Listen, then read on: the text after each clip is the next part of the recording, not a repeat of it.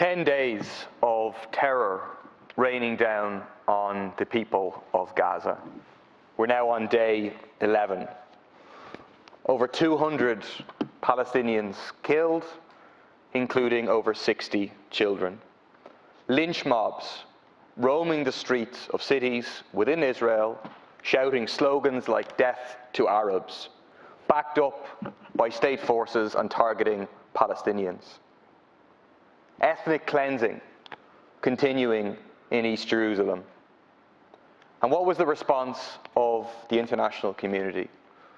From US President Biden to European Commission President von der Leyen. Support. Support for the Israeli regime and their actions. It took 9 days of this horror for Biden to even call for a ceasefire. And when he called for a ceasefire, he made sure to reiterate what he described as his firm support for Israel's right to defend itself. Translate that. What Israel's right to defend itself in this discourse, what that means is the right to murder Palestinians and to continue to do so. Of course, Israel should immediately cease fire. But the truth is there will be no long-lasting peace unless there is justice.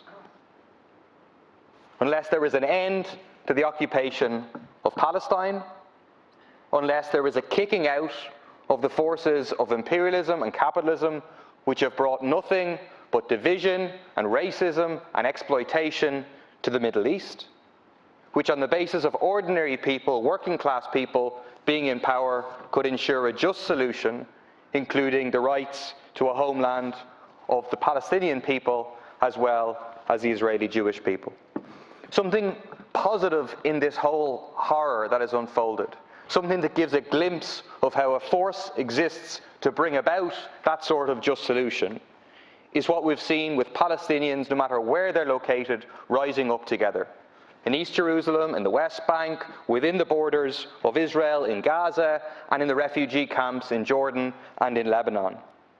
You see the impact of the general strike of Palestinians yesterday, shutting down construction in large parts of Israel.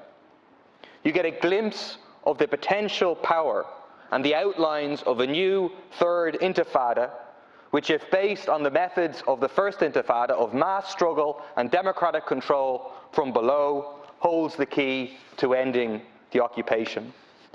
Within the horror of the racism which is widespread within Israeli Jewish society, you have small but significant indications of rejection of that, small acts of solidarity of Israeli Jewish workers with their Palestinian brothers and sisters, for example, the bus workers and some teachers.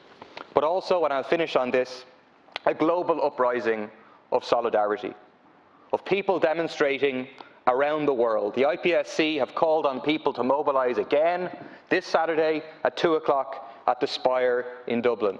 And we need demands on the Irish government to be to the fore, because it's not good enough to just have some words of condemnation that go further than von der Leyen.